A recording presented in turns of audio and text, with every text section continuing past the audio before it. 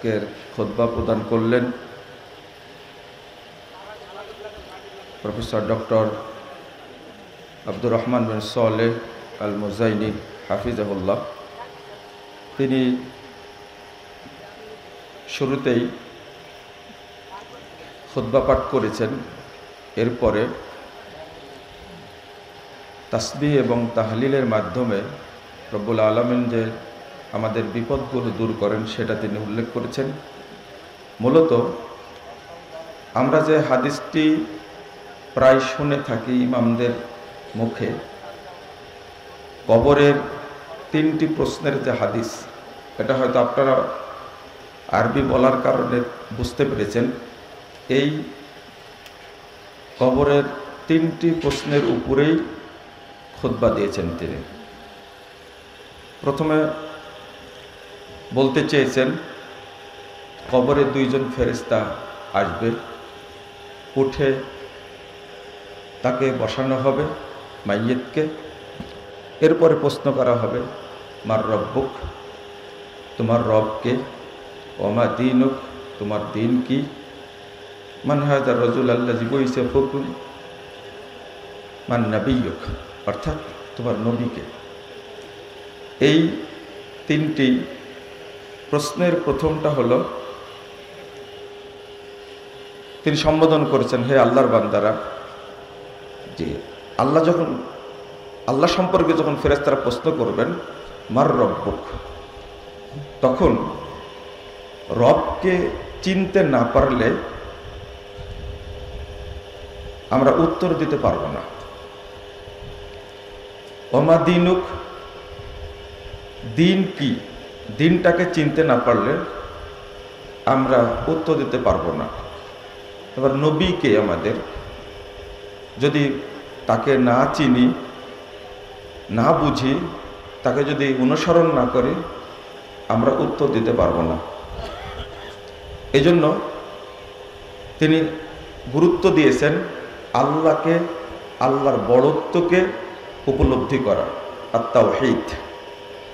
এখানে আপনাদের বোঝানোর চেষ্টা করেছেন, আল্লাহ তাআলা বলেছেন ওমা খালাকতুল জিন্না ওয়াল ইনসা ইল্লা লিয়াবুদুন। আল্লাহ বলছেন আমি জিন এবং মানুষকে সৃষ্টি করেছি একমাত্র আমার ইবাদতের জন্য। তিনি প্রশ্ন করেছেন ইল্লা লিয়াবুদুন মা মানাল ইবাদা। এখানে ইয়াবুদুন বলতে কি? এরপরে তিনি বলছেন এর অর্থ হলো ইল্লা লিওয়াহিদুন, তারা যেন একমাত্র আমার তাওহীদকে প্রতিষ্ঠিত করে। আশ্চর্যজনক ব্যাপার যে প্রতিটি ক্ষেত্রেই আমাদের তাওহীদের প্রয়োজন। এজন্য এটা একটা মূলনীতি আকারে আল্লাহ রাব্বুল আলামিন উল্লেখ করেছেন। পাশাপাশি তিনি উল্লেখ করতে চেয়েছেন যে পৃথিবীতে যত নবী রাসূল এসেছেন প্রত্যেকের দাওয়াতই ছিল তাওহীদ। অর্থাৎ আল্লাহ রাব্বুল আলামিন বলছেন ওয়ালাকাদ বাআসনা ফি কুল্লি উম্মাতিন রাসূলা আন ইউবুদুল্লাহ ওয়াজতানিবুত তাগুত।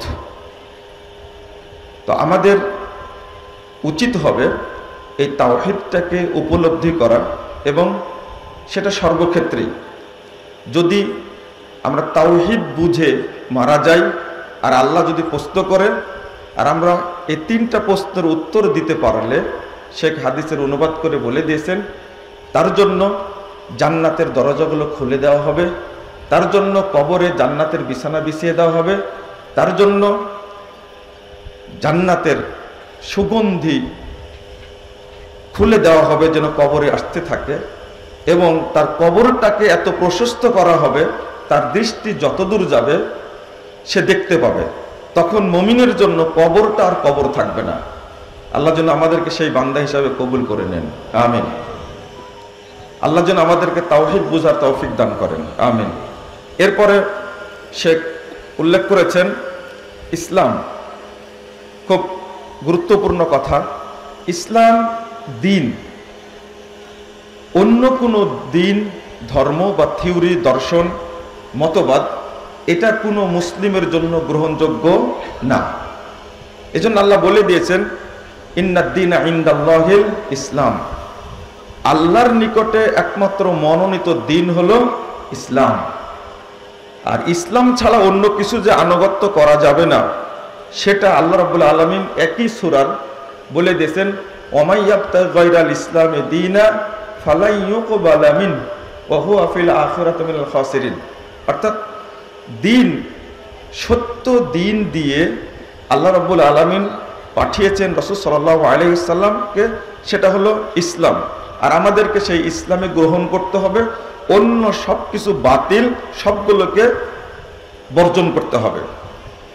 সে এখানে খুব গুরুত্বপূর্ণ একটা কথা উল্লেখ করেছেন যে পৃথিবীতে মুহাম্মদ রাসূলুল্লাহ সাল্লাল্লাহু আলাইহি ওয়াসাল্লাম বলছেন, পৃথিবীতে যে কোনো ধর্মের, সে ইহুদি হোক খ্রিস্টান হোক, এই উম্মতের মুহাম্মদ সাল্লাল্লাহু আলাইহি ওয়াসাল্লামকে যদি আনুগত্য কেউ না করে, অর্থাৎ যে দিন তিনি নিয়ে আসছেন এই দিন যদি কেউ অনুসরণ না করে, তাহলে সে জাহান্নামীদের অন্তর্ভুক্ত হবে, নাউযুবিল্লাহ। অতএব আমাদেরকে এই দিনই গ্রহণ করতে হবে, এছাড়া উপায় নাই।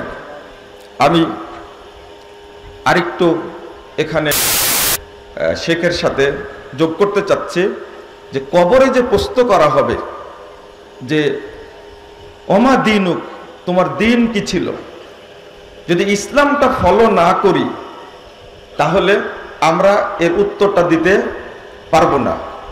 কিন্তু দেখেন, প্রচলিত আমরা যারা ইবাদত করি তারা কিন্তু নিজেদেরকে মুসলিম বলে পরিচয় দেওয়ার চেয়ে বিভিন্ন মতবাদের অনুসারী বলে পরিচয় দিতে পছন্দ করি। অতএব যে ব্যক্তি মৃত্যু পর্যন্ত ইসলামকে ধারণ না করবে, ওই ব্যক্তি প্রশ্নের উত্তর দিতে পারবে না। আর উত্তর দিতে না পারলে কি হবে, তিনি এটাও বলেছেন যে উত্তর দিতে পারলে আল্লাহ বলবেন সাদাক্তা। হাদিসে যে ভাষাটা এসেছে ফায়ুনাদি মুনাদি মিনাস সামা আন সাদাকা আবদি, উত্তর দিতে পারলে আল্লাহ বলবেন আমার বান্দা সত্য বলেছেন। কত সুন্দর কথা। আর যদি উত্তর দিতে না পারে তখন আল্লাহ বলবেন আন কাযাবা, তখন আবদি শব্দ উল্লেখ করবেন না, সে মিথ্যা বলেছে। তখন তার জন্য জাহান্নামের দরজাগুলো খুলে দেওয়া হবে, জাহান্নামের পোশাক পরে দেওয়া হবে এবং একজন ফেরেশতা নিযুক্ত করা হবে, তার হাতে থাকবে বড় হাতুড়ি, সেই হাতুড়ি দিয়ে তাকে মারতে থাকা হবে। কিয়ামত পর্যন্ত এই শাস্তিটা তার চলতেই থাকবে। আমি শেষ পয়েন্টটা বলে শেষ করে দিই। তিনি দ্বিতীয় খুতবায় এসে আলোচনা করেছেন শেষ পয়েন্টে ওমান নাবিয়ুক, তোমার নবী কে ছিলেন। হাদিসে শব্দ আসছে, জিজ্ঞেস করা হবে মান হাদার রাজুল আল্লাযী বুইসা ফিকুম, তোমাদের মধ্যে ওই ব্যক্তিকে যাকে পাঠানো হয়েছিল। তখন আমরা যার উম্মত আমরা বলবো কি মুহাম্মদুর রাসূলুল্লাহ সাল্লাল্লাহু আলাইহি ওয়াসাল্লাম। মুহাম্মদ সাল্লাল্লাহু আলাইহি ওয়াসাল্লামকে আপনি কিভাবে ভালোবাসবেন, মহব্বত করবেন কি করে? আসলে আল্লাহ রাসূল সাল্লাল্লাহু আলাইহি ওয়াসাল্লামকে ভালোবাসতে হবে তার দিন মেনে নিয়ে। আমাদের শেখ হাদিস উল্লেখ করেছেন লা ইউমিনু আহাদুকুম হাত্তা আকুনা আহাব্বা মিন ওয়ালিদিহি ওয়া ওয়ালাদিহি ওয়ান নাস আজমাইন, ততক্ষণ কোনো ব্যক্তি মুমিন হতে পারবে না যতক্ষণ আমি তার কাছে তার পিতামাতা, তার সন্তান সন্ততি এবং পৃথিবীর সমস্ত মানুষের চেয়ে শ্রেয় না হব, উত্তম না হব, প্রিয়তর না হব। তো যদি মুক্তি পেতে চাই কবরে, তাহলে আমাদেরকে মুহাম্মদ রাসূলুল্লাহ সাল্লাল্লাহু আলাইহি সাল্লামকে অনুসরণ করতে হবে। গুরুত্বপূর্ণ একটা বিষয় তিনি উল্লেখ করেছেন যে দেখেন, ওমর রাদিয়াল্লাহু আনহুর সাথে আল্লাহ রাসূল চলছিলেন, চলতে চলতে রাসূল সাল্লাল্লাহু আলাইহি ওয়াসাল্লাম ওমর রাদিয়াল্লাহু আনহুর হাত দিয়ে ফেলেছেন, হাতের মধ্যে হাত দিয়ে ফেলেছেন। তখন ওমর রাদিয়াল্লাহু আনহু বলছেন আনতা আহাব্বু ইলাইয়া মিন কুল্লি শাইইন ইল্লা নাফসি, আল্লাহ রাসূল আপনি আমার কাছে সব কিছুর চেয়ে প্রিয় তবে আমি ছাড়া। তখন আল্লাহ রাসূল সাল্লাল্লাহু আলাইহি ওয়াসাল্লাম বলছেন, লা, তুমি এখনো মুমিন হতে পারোনি। এরপরে রাসূল সাল্লাল্লাহু আলাইহি ওয়াসাল্লাম বললেন, যতক্ষণ পর্যন্ত তোমার জীবনের চেয়েও প্রিয় না হতে পারবো ততক্ষণ তুমি মুমিন হতে পারবে না। তখন ওমর রাদিয়াল্লাহু আনহুর মতো সাহাবী বললেন, আনতা আহাব্বু ইলাইয়া মিন কুল্লি শাই হাত্তা নাফসি, আপনি আমার কাছে সব কিছুর চেয়েও প্রিয়, এমনকি আমার জীবনের চেয়েও আপনি প্রিয়। সুবহানাল্লাহি ওয়া বিহামদিহি। যে সাহাবী ইসলামের দ্বিতীয় খলিফা, যার জন্য আল্লাহ জান্নাতকে রেখে দিয়েছেন, তিনি এই ধরনের কথা বলছেন, তিনি রাসূল সাল্লাল্লাহু আলাইহি ওয়াসাল্লামের কাছে মুমিন না, তাহলে আমাদেরকে কেমন ভালোবাসতে হবে। এরপরে মুহাম্মদুর রাসূলুল্লাহ এইটার ব্যাখ্যা করতে গিয়ে বলেছেন যে তাআতুহু ফিমা আমার ওয়া ইজতিনাবু মা নাহা আনহু ওয়া জাযার ওয়া আল্লা ইয়াবুদাল্লাহ ইল্লা বিমা শারা। লা ইলাহা ইল্লাল্লাহ মুহাম্মাদুর রাসূলুল্লাহ যে কথাটা আমরা বলি, এইটা খুব সুন্দরভাবে শেষে এসে তিনি ব্যাখ্যা দিয়েছেন যে মুহাম্মদুর রাসূলুল্লাহ সাল্লাল্লাহু আলাইহি ওয়াসাল্লামকে বিশ্বাস করতে হবে, তাসদীকুহু ফিমা আমার, তিনি যা নির্দেশ দিয়েছেন তাকে পরিপূর্ণভাবে সত্যায়ন করতে হবে। তারপর বলতে ওয়া আল্লা ইয়াবুদাল্লাহ ইল্লা বিমা শারা, তিনি যে শরীয়ত দিয়েছেন সেইটার দ্বারাই ইবাদত করতে হবে, অন্য কোনো পদ্ধতিতে ইবাদত করলে চলবে না। এরপর তিনি আয়াত পাঠ করেছেন, ইন তুতিউহু তাহতাদু, তোমরা যদি তার আনুগত্য করো তাহলে তোমরা হেদায়েত পাবে। পাশাপাশি তিনি ভয় দেখিয়েছেন যে রাসূল সাল্লাল্লাহু আলাইহি ওয়াসাল্লাম ছাড়া অন্য কারো আনুগত্য করতে গেলে সেটা হবে বিদআত। রাসূল সাল্লাল্লাহু আলাইহি ওয়াসাল্লাম বলছেন, মান আহদাসা ফি আমরিনা হাযা মা লাইসা মিন ফাহুয়া রাদ, যে কেউ যদি এমন কোনো আমল করে, শরীয়তের মধ্যে কিছু তৈরি করে যা শরীয়তের মধ্যে নাই, তাহলে সেটা প্রত্যাখ্যাত, সেটা বাতিল বলে গণ্য হবে। এরপরে তিনি মুসলিম উম্মার জন্য দোয়া করেছেন এবং আল্লাহ যেন আমাদেরকে তাওহীদ বুঝার তৌফিক দান করে সেই দোয়া করেছেন। পাশাপাশি পুরো উম্মাহকে যেন আল্লাহ হেফাজত করেন, মুসলিম দেশসমূহকে যেন আল্লাহ হেফাজত করেন এবং মুসলিম উম্মার বর্তমান অবস্থাকে যেন আল্লাহ উন্নতি করেন। আর যারা আল্লাহর শত্রু, যারা মুসলিমদের শত্রু, মুসলিম দেশের শত্রু, তাদের বিরুদ্ধে আল্লাহর কাছে বদদোয়া করেছেন। পাশাপাশি তিনি আজকে যে এই বিশাল সম্মেলন, এই সম্মেলনের জন্য আল্লাহর কাছে রহমত এবং বরকত কামনা করেছেন। আপনাদের সকলকে তিনি ধন্যবাদ দিয়েছেন এবং দোয়া করেছেন। সবশেষে তিনি আপনাদের সকলকে ধন্যবাদ দিয়ে এবং মুহাম্মদুর রাসূলুল্লাহ সাল্লাল্লাহু আলাইহি ওয়াসাল্লামের উপরে দরুদ পাঠ করে তিনি খুতবা শেষ করেছেন। সম্মানিত মেহমানকে তিনি যে আজকে এই বিশাল জুমার খুতবায় আমাদের খুতবা দিয়ে উপকৃত করলেন, এজন্য প্রফেসর ডক্টর আব্দুর রহমান বিন সালেহ আল মুজাইনি হাফিজুল্লাহকে আমরা দারুল হুদা ইসলামী কমপ্লেক্সের পক্ষ থেকে এবং আজকের সমস্ত মুসল্লির পক্ষ থেকে আন্তরিক অভিনন্দন ও মুবারকবাদ জানাচ্ছি। তার জন্য নেক হায়াত কামনা করছি, আল্লাহ যেন তাকে হায়াতে তৈয়বা দান করেন, বলুন আমিন। আমরা শেখ আব্দুর রহমান বিন সালেহ আল মুজাইনিকে পেয়েছি গতকালকে, তিনি আমাদের ছাত্রদের সাথে সময় দিয়েছেন, অত্যন্ত আন্তরিক মানুষ। আমরা চাই শেখ আমাদের এখানে আবারও আসবে ইনশাআল্লাহ। আপনারা চান আসবেন আবার?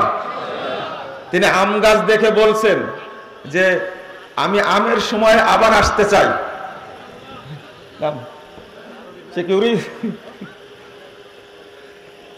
তো আমের সময় আমরা শেখকে আবার নিয়ে আসার চেষ্টা করবো ইনশাআল্লাহ। শেখের জন্য দোয়া করবেন আপনারা যে আল্লাহ যেন তাকে হায়াতে তৈয়বা দান করেন। হ্যাঁ, দেখ আসবেন, আলহামদুলিল্লাহ আপনাদের আবেদন কবুল করছেন, আলহামদুলিল্লাহ। আমরা আবারও নিয়ে আসবো শেখকে যখন আমরা কালকে রাত্রিতে মঞ্চে ছিলাম তখন তার সন্তান, তার ছেলে আমাদের মেসেজ দিয়ে খোঁজ নিচ্ছেন যে আমার আব্বা তো তোমাদের ওখানে আছে, কি অবস্থায় আছে। আলহামদুলিল্লাহ, আমাদের সাথে ভালো একটা হৃদ্যতা হয়ে গেছে আলহামদুলিল্লাহ। বন্ধুরা আমার, আমি তার পাশাপাশি আজকে যিনি হেলিকপ্টারে আগমন করলেন, আজকে আমরা তার গরম আলোচনা শুনবো ইনশাআল্লাহ। আল্লামা শেখ আতিকুর রহমান শাহ কাশ্মীরি তিনি আছেন আমাদের মাঝে, তিনি আলোচনা করবেন আজকে ইনশাআল্লাহ এশার সালাতের পরে। আপনারা সবাই মনোযোগ দিয়ে তার আলোচনা শুনবেন। এরপরে আমাদের আলোচনা রাখবেন শেখ আল্লামা মনজুর আহমদ মাদানী। আমি শেখ আতিকুর রহমান হাফিজাহুল্লাহ তার কথাটা একটু বলে নিই। উপমহাদেশের একজন বিখ্যাত আলেম আল্লামা আনোয়ার শাহ কাশ্মীরি রাহিমাহুল্লাহ, তার নাতি তিনি। আমরা খুবই তাকে পেয়ে আনন্দিত, খুবই আনন্দিত। আল্লাহ রাব্বুল আলামিন যেন তাকে হায়াতে তৈয়বা দান করেন, আমিন। আল্লাহ যেন তার ইলমে এবং হায়াতে বরকত দান করেন, আমিন। তারপরে আমাদের আজকে মেহমানবৃন্দ আছে, আপনাদের কাছে একটু সময় নিব, অল্প সেকো কথা বলবেন। আমি একটু পরিচয় করাই দেব যে আমাদের ঢাকা থেকে পিএন এন্টারপ্রাইজের সম্মানিত চেয়ারম্যান নূর মোহাম্মদ তালুকদার হাফিজাহুল্লাহ, তিনি ব্যস্ত মানুষের পর আমাদের সময় দিয়েছেন। আমরা এক এক করে অতিথিদেরকে একটু বরণ করে নেব ইনশাআল্লাহ। আমি নামগুলো বলি আর বরণ করে নিই, এটা সবচেয়ে ভালো হবে, সময়ও কম লাগবে ইনশাআল্লাহ। তো আমি শুরুতেই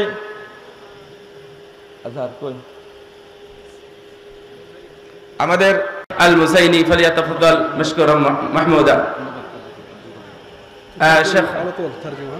এই নাম ইনশাআল্লাহ। এই দেখি মাইক দেখি।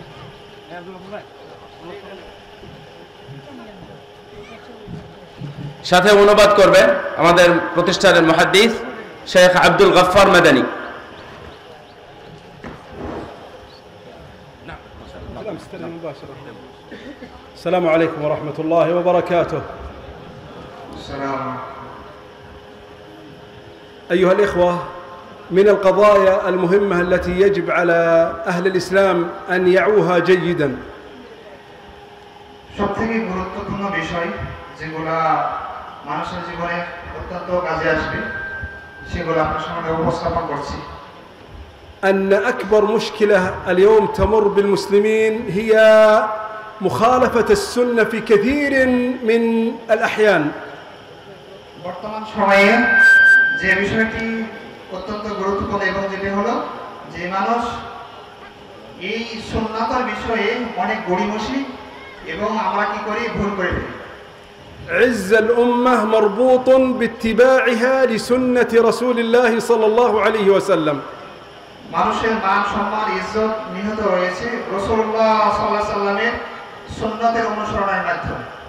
الله جل وعلا يقول: وإن تطيعوه تهتدوا لا هدى ولا توفيق إلا باتباع السنة. এইজন্য মহান রব্বুল আলামিন বলেছেন ওয়াইন তুতিউহু তাহতাদু, অর্থাৎ তোমরা যদি আল্লাহ তাআলা আনুগত্য করো এবং রাসূলুল্লাহ সাল্লাল্লাহু আলাইহি সাল্লামের অনুসরণ করো তাহলে তোমরা অবশ্যই হেদায়েত প্রাপ্ত হবে। وسنة رسول الله صلى الله عليه وسلم نقلها لنا الصحابة الكرام نقلا دقيقا. এইজন্য রাসূলুল্লাহ সাল্লাল্লাহু আলাইহি সাল্লামের সুন্নতকে সাহাবায়ে আজমাইন রাহিমাহুল্লাহ রাদিয়াল্লাহু আনহুম ওয়া তারা কি করেছেন, আমাদের কাছে সেগুলা বর্ণনা করেছেন।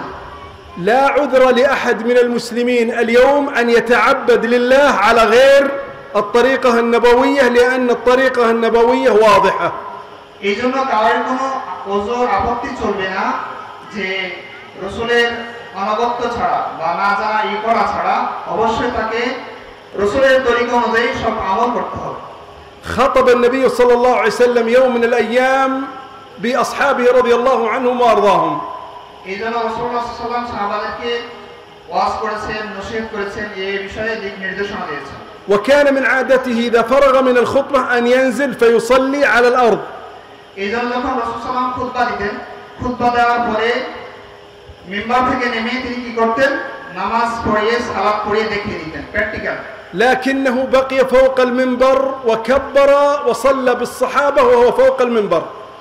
অথচ রাসূল সাল্লাল্লাহু আলাইহি ওয়াসাল্লাম খুতবা দিতেন মিম্বারের উপরে, তিনি তাকবীর দিতেন, রুকু করতেন। وركع وهو فوق المنبر. রুকু করা অবস্থায় তিনি মিম্বরের উপরেই থাকতেন। لما جاء السجود كان المنبر ضيقا فرجع على ورائه حتى نزل على الأرض فسجد على الأرض. যখন রুকু করার পরে সিজদা করার সময় আসতো তখন তিনি মিম্বর থেকে নেমে জমিনে সিজদা করা দেখিয়ে দিতেন, কারণ যেহেতু মিম্বর ছোট জায়গা সিজদা করা যাবে না, এজন্য তিনি মিম্বরের নিচে নামতেন। وبعد السجود عاد مرة أخرى وصعد على المنبر وأكمل الصلاة فوق المنبر. সিজদা করা শেষ হলে তিনি পুনরায় আবার মিম্বরে উঠে বাকি সালাতের যে দৃশ্য প্র্যাকটিক্যাল বাস্তবতা সেগুলো তিনি আবার দেখাতেন এবং বলে দিতেন। ولما جاء السجود نزل مرة أخرى فسجد على الأرض وأتم صلاته. আবার যখন তিনি সিজদা করার সময় হতো দ্বিতীয়বার তিনি আবার মিম্বর থেকে নেমে তিনি আবার সিজদা করতেন। الصحابة استغربوا هذا الأمر الذي ما فعله رسول الله قبل هذه المرة. এজন্য সাহাবা রাদিয়াল্লাহু আনহুম তারা রাসূল সাল্লাল্লাহু আলাইহি ওয়াসাল্লামের যে দিক নির্দেশনা পথ তার দেখানো যে পথ সেই পথেই তারা চলতেন। التفت إليهم وقال إنما فعلت ذلك من أجل أن تأتموا بي وتعلموا صلاتي. এরপরে রাসূল সাল্লাল্লাহু বললেন যে আমি তোমাদেরকে যে এই বক্তব্য দিয়ে আলোচনা করে সালাতের যে ধরন পদ্ধতি প্র্যাকটিক্যাল দেখিয়ে দিলাম এজন্য যাতে করে তোমরা আমার সালাত শিখতে পারো, শিখে বাস্তবায়ন করতে পারো। يأتي بالماء صلى الله عليه وسلم ويتوضأ أمام الصحابة. রাসূলুল্লাহ সাল্লাল্লাহু আলাইহি ওয়াসাল্লামের জন্য পানি আনা হতো এবং তিনি পানি দিয়ে সবার সামনে জনসমক্ষে তিনি ওযু করে দেখিয়ে দিতেন। في حجة الوداع الناس يطوفون على أقدامهم ورسول الله يطوف على البعير حتى يراه الناس فيعرفوا سنته. এবং বিদায় হজের সময় রাসূলুল্লাহ সাল্লাল্লাহু আলাইহি ওয়াসাল্লাম কাবা ঘর তওয়াফ করেছেন, প্রদক্ষিণ করেছেন উটের উপরে এবং সাহাবাগণ পায়ে হেঁটে তওয়াফ করেছেন, যাতে করে রাসূলুল্লাহ সাল্লাল্লাহু আলাইহি ওয়াসাল্লাম কিভাবে তওয়াফ করছেন বা কিভাবে কি কাজ করছেন সবাই যেন সেটা প্রত্যক্ষ করতে পারে, দেখতে পারে। إذن لا عذر لنا أيها الإخوة أن نخالف السنة. এইজন্য আমাদের কোনো এই ক্ষেত্রে সুন্নাত মানার ক্ষেত্রে কোনো আপত্তি এবং বিপত্তি ওযুর চলবে না, আমরা অবশ্যই রাসূলের সুন্নাতকে মেনে চলতে হবে। دخل رجل المسجد ورسول الله صلى الله عليه وسلم جالسا. একজন ব্যক্তি মসজিদে প্রবেশ করলেন, এমন অবস্থায় রাসূলুল্লাহ সাল্লাল্লাহু আলাইহি ওয়াসাল্লাম মসজিদে বসা ছিলেন। صلى الرجل ركعتين لا يحسن الركوع ولا السجود. তিনি মসজিদে প্রবেশ করে দুই রাকাত সুন্নাত পড়লেন, কিন্তু সে নামাজ পড়ার সময় সালাত আদায় করার সময় তিনি রুকু এবং সিজদা ভালোভাবে আদায় করেন নাই। جاء إلى النبي فسلم فرد عليه السلام وقال ارجع فصلي فإنك لم تصلي. ওই ব্যক্তি সালাত শেষ করে রাসূলুল্লাহ সাল্লাল্লাহু আলাইহি ওয়াসাল্লামকে সালাম দিলেন, তখন রাসূলুল্লাহ সাল্লাল্লাহু আলাইহি ওয়াসাল্লাম তাকে বললেন তুমি ফিরে যাও, তুমি সালাত আদায় করো, তুমি সালাত আদায় করো নাই। رجع الرجل فصلى مثل ما صلى في المرة الأولى فرده النبي صلى الله عليه وسلم. দ্বিতীয়বার আবার সেই ব্যক্তি রাসূলুল্লাহ সাল্লাল্লাহু আলাইহি ওয়াসাল্লামকে সালাম দিলেন, রাসূল আগের মতোই তিনি আগের কথাই বললেন তুমি যাও সালাত আদায় করো, তুমি সালাত আদায় করো না। 3 مرات النبي صلى الله عليه وسلم يردد الرجل ويقول له ارجع فصلي فإنك لم تصلي. এই ঘটনা তিনবার ওই ব্যক্তি সালাত আদায় করেছিল, কিন্তু রাসূলুল্লাহ সাল্লাল্লাহু আলাইহি ওয়াসাল্লাম একই উত্তর বা একই কথা তাকে বলেছিলেন যে তুমি যাও, তুমি সালাত আদায় করো, তুমি সালাত আদায় করো নাই। الرجل قد صلى لكنه لما كانت صلاته على غير السنة فكان كأنه لم يصلي. ওই ব্যক্তিটি নামাজ পড়েছিল, সালাত আদায় করেছিল বটে, কিন্তু রাসূলুল্লাহ সাল্লাল্লাহু আলাইহি ওয়াসাল্লামের যে সুন্নাত, যে তরিকা, যে পদ্ধতি, যে সিস্টেম, সেই সিস্টেম মাফিক সে সালাত আদায় করে নাই। এজন্য তাকে রাসূল সাল্লাল্লাহু আলাইহি ওয়াসাল্লাম বারবার এই কথাই বলেছিলেন। فأنا أوصيكم أحبابي في الله بلزوم السنة. এজন্য সম্মানিত ভাতৃমণ্ডলী আপনাদেরকে আমি বলবো যে অবশ্যই আমরা সকলেই রাসূলুল্লাহ সাল্লাল্লাহু আলাইহি ওয়াসাল্লামের সুন্নাতকে আঁকড়ে ধারণ করব। لا تتعبدوا لله بأي عبادة إلا إذا جاء الدليل الدال على أن النبي صلى الله عليه وسلم فعلها أو أمر بها أو أصحابه. এইজন্য আমরা যে কোনো ইবাদত করি না কেন, প্রতিটি ইবাদতের ক্ষেত্রে আমরা দেখব যে এই ইবাদতের ক্ষেত্রে কোনো দলিল, কোনো ডকুমেন্ট আল্লাহ এবং তার রাসূলের পক্ষ থেকে আছে কিনা। কোনো ইবাদত আমরা করব না। العلماء يشبهون سنة النبي عليه الصلاة والسلام بسفينة نوح.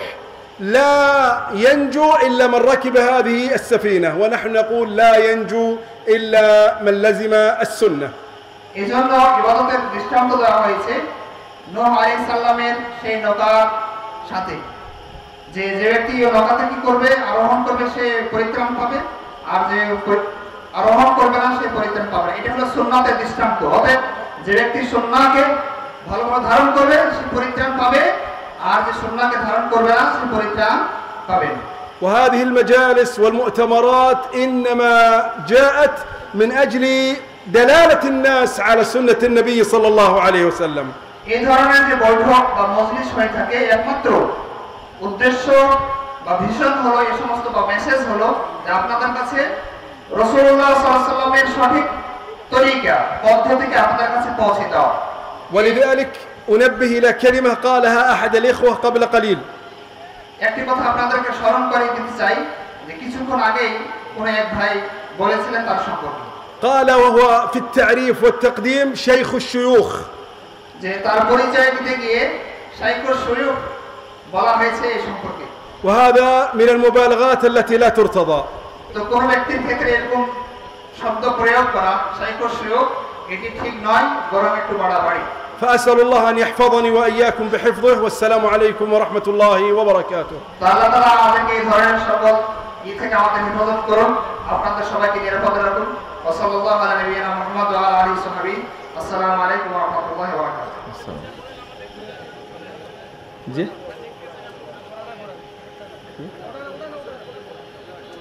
কি বলছেন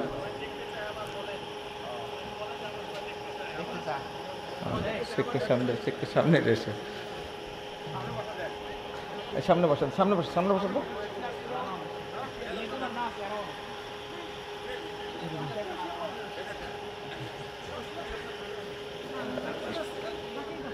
সম্মানিত মুসল্লিবৃন্দ ভাতৃমণ্ডলী আমরা সাধারণত জুমার শেষ করি এই টাইমেই আপনাদের কাছ থেকে একটু সময় নিচ্ছি আপনারা আমাদেরকে মাফ করবেন আমাদের দু একজন অতিথির দুইটা কথা আমরা শুনবো এখন ইনশাআল্লাহ যেহেতু আমাদের অতিথি বৃন্দ এসেছেন অনেক আশা নিয়ে বেশি তো টাইম তারা নেবেন না আমি আরেকদিন সে এরকম মারার জন্য সব কিছু রেডি করছে ওই দিনও কেন যেন মারতে পারেনি তো ফেলে দিয়েছিল এই গুদাগাড়ি চাপাই নগঞ্জের রোডটা আছে না হাইওয়ে রোড এই জায়গায় রাতের বেলা হাত চোখ পাক বাঁধা অবস্থায় ফেলে রাখছিল আল্লাহ তাকে বাঁচায় রাখছে আলহামদুলিল্লাহ তার বড় ছেলে আপনাদের দারুল হুদার ছাত্র আলহামদুলিল্লাহ আমি আর পরিচয় বলতে চাচ্ছি না তো মুকাররম বলছে পরিচয়টা বলে দেন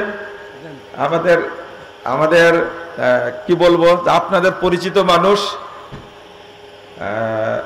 জনাব তারেক রহমানের খুব কাছের মানুষ আর কিছু বললাম না তো তিনি আজকে আসছেন হেলিকপ্টারে আবার চলে যাবেন সুপ্রিম কোর্টের সিনিয়র আইনজীবী অ্যাডভোকেট সোহেল রানা ভাইকে দুইটা কথা বলার জন্য আমি অনুরোধ জানাচ্ছি ও দাঁড়ায় গেছেন আপনি আচ্ছা আচ্ছা আসসালামু আলাইকুম আলহামদুলিল্লাহ ওয়াহদা ওয়াসসালাতু ওয়াসসালামু আলা মান লা নাবিয়্যা বা'দা আপনারা সবাই কেমন আছেন আসলে এটা ইসলামিক একটা মাহফিল এখানে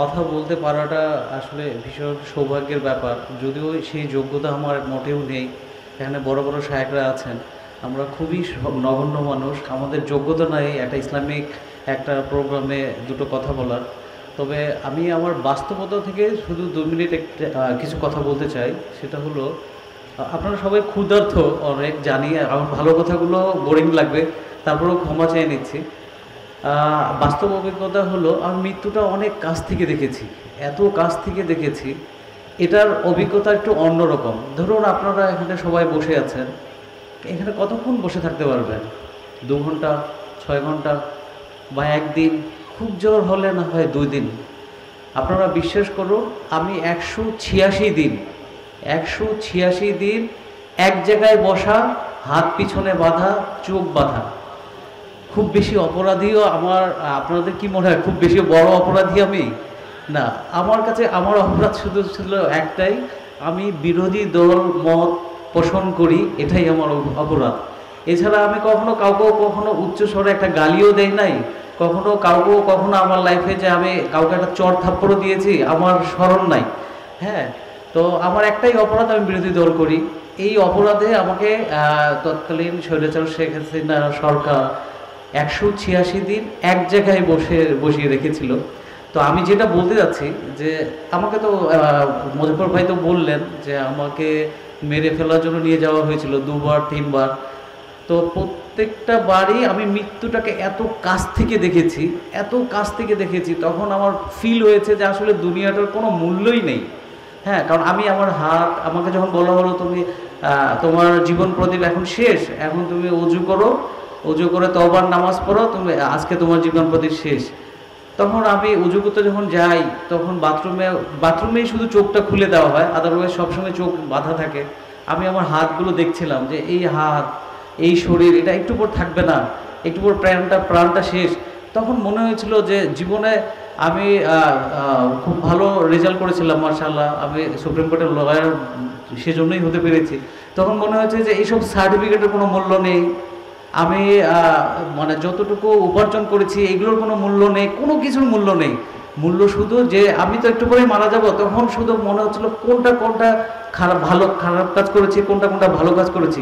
বিশ্বাস করুন, ভালো কাজের সংখ্যা এত কম থাকে, তখন ওই মুহূর্তে ফিল হয় যে আমি কেন ভালো কাজগুলো আরো বেশি করলাম না, ইবাদত বন্দেগী কেন করলাম না। তখন মনে হচ্ছে যে আমাকে এরা না মারে ফেলুক, এরা এইভাবে আমাকে 2-4-5 বছর বাঁচায় রাখুক। এই 2-4-5 বছর আমি কখনোই তাহাজ্জুদ ছাড়বো না, 5 ওয়াক্ত নামাজ ছাড়বো না, তাসবিহ তাহলিল ছাড়বো না। আমার দরকার নাই পৃথিবীর মায়া, দরকার নাই পৃথিবীর অন্যান্য আমার ভালো যেসব কাজ আমরা করি বা সুখে স্বাচ্ছন্দ্যে থাকি, এগুলো কিচ্ছু দরকার নাই, শুধু বেঁচে থাকলেই হবে। কেন? কারণ মনে হয় যে পরকালটা এত কাছে। তো আমি আপনাদেরকে আমার ওই শিক্ষা থেকে এইটুকু বলতে চাই যে আপনারা মৃত্যু যখন কাছাকাছি আসবে, তখন মনে হবে দুনিয়ার এই আকর্ষণগুলো আপনার কাজ করবে না। তাই আপনারা যেই সময়টুকু এখন বাকি আছে, নিজেকে একটু পরিবর্তন করে ফেলুন, আমলের দিক থেকে একটু মনোযোগ দেন। আর দিনের মানে 5 ওয়াক্ত নামাজ, এটা যে কত গুরুত্বপূর্ণ এটা আমি ওখানে বুঝেছি। এবং এই জন্য আমি ওখান থেকে শপথ করেছি যে আমি কখনো যদি আল্লাহ আমাকে মানে এখান থেকে বেঁচে ফেরায়, কখনো আমি সলাতটা ছাড়বো না। তো আলহামদুলিল্লাহ, আল্লাহর অশেষ রহমত, আল্লাহর সাহায্যে আমার 5 ওয়াক্ত নামাজ মিস যায় না। আর এটা জিনিস শপথ করেছিলাম যে আমি কখনো যদি এখান থেকে আল্লাহ আমাকে রেহাই দেয়, একমাত্র আল্লাহই পারে বাঁচাতে, যদি কখনো এখানে বেঁচে ফিরতে পারি, তো আমার সন্তানদেরকে আমি পুরোপুরি দিনের রাস্তায় দিয়ে দিব এবং পরিপূর্ণ দিনে যেন প্রবেশ করতে পারে সেভাবেই তৈরি করব। তো আলহামদুলিল্লাহ আমি চেষ্টা করছি। হ্যাঁ, আমার বড় মেয়ে ও 10 বছরে কোরআনের হাফেজ হয়। আমি যখন গুম ছিলাম বা আয়নাঘরে ছিলাম, তখন ওর বয়স ছিল 3 বছর। তো আর আমি ফিরে আসার পর 10 বছর বয়স যখন ওর, সে কোরআনের হাফেজা তৈরি হয়ে যায় আলহামদুলিল্লাহ। আর ছেলে তো মাশাআল্লাহ এখানেই পড়ছে, এবং আমার আরও 3টি সন্তান বাকি রয়েছে। হ্যাঁ, এই আমার টোটাল 5টা সন্তান। আপনারা এর মধ্যে মেজো মেয়েটা যে ও 11 পারা কমপ্লিট করেছে। তো আমি চাই প্রত্যেকটি সন্তানকেই আমি দিনে পরিপূর্ণ রাখতে এবং কোরআনের হাফেজ তৈরি করতে, কারণ আমি পরকালের বিষয়গুলো বুঝেছি। এই পৃথিবীর কোনো মূল্য নেই ভাই, বিশ্বাস করুন, এই পৃথিবীর কোনো মূল্য নেই। এটা তখনই বুঝবেন মৃত্যু একটু কাছে আসলে। এটা কিন্তু আমি কোরআন হাদিস থেকে বলছি তা না, বাস্তব অভিজ্ঞতা থেকে বলছি। এই জন্য আর একটাই সম্পদ, সেটা হলো আপনার সন্তানরা। এটা এই একটাই সম্পদ, পরকালের এগুলো বিরাট বিরাট সম্পদ। এই জন্য চেষ্টা করবেন প্রত্যেকটি সন্তানকে ইসলামিক রাস্তায় রাখতে, মাদ্রাসায় পড়াতে। মাদ্রাসায় পড়লে এইটাই আপনার পরকালে বড় অ্যাসেট হবে ইনশাল্লাহ। আমার সন্তানদের জন্য দোয়া করবেন, আমার জন্য দোয়া করবেন, যেন দিনে পরিপূর্ণ থাকতে পারি ইনশাল্লাহ। এবং স্পেশালি দারুল হুদা মাদ্রাসার প্রত্যেকটি টিচার এবং স্টুডেন্টদের জন্য আপনারা খাস করে দোয়া করবেন, যেন তারা দিনের রাস্তায় প্রশস্ত করতে পারে, দিনে পরিপূর্ণ থাকতে পারে, দিনের জ্ঞান দিতে পারে। সবাইকে ধন্যবাদ। আসসালামু আলাইকুম রহমতুল্লাহ।